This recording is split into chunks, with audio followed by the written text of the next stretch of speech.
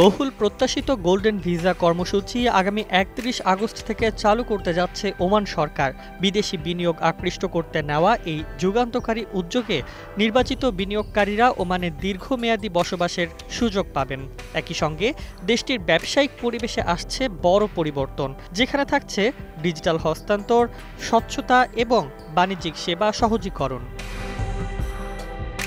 ওমানের বাণিজ্য, শিল্প ও বিনিয়োগ সংবর্ধনা মন্ত্রণালয় জানিয়েছেন, ওই দিন চালু হবে ওমান বিজনেস প্ল্যাটফর্ম এবং আল মাজিদা কোম্পানিজ, যা ওমানি কোম্পানিগুলোকে বিশ্বমানের বিকাশে সহায়তা করবে।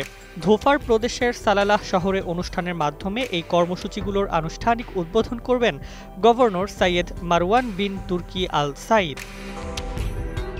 ব্যবসায়িক পরিবেশে ডিজিটাল রূপান্তর আনতে কমার্শিয়াল রেজিস্ট্রেশন সেবাও ইলেকট্রনিকভাবে হস্তান্তরের উদ্যোগ নেওয়া হয়েছে। এতে ব্যবসায়িক ব্যয় ও সময় দুটোই কমে যাবে, বাড়বে স্বচ্ছতা ও দক্ষতা।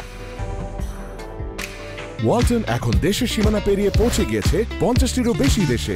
ওয়ালটন, ঘরে ঘরে, বিশ্বজুড়ে। নির্মাণ খাতে বিকাশ আনতে সুলতান কাবুস বিশ্ববিদ্যালয়, জার্মান ইউনিভার্সিটি অব টেকনোলজি এবং অন্যান্য প্রতিষ্ঠানের সঙ্গে অংশীদারিত্বমূলক চুক্তিও স্বাক্ষর করবে সরকার। মকিব এর মহাপরিচালক মুবারক আল দোহানি জানান, এই পদক্ষেপগুলো শুধু বিদেশি বিনিয়োগই নয়, দেশীয় উদ্যোক্তাদেরও শক্তিশালী করবে। ওমানকে আধুনিক, টেকসই এবং আন্তর্জাতিক বিনিয়োগ বান্ধব দেশে রূপান্তরের পথে এগিয়ে নিয়ে যাবে এসব উদ্যোগ।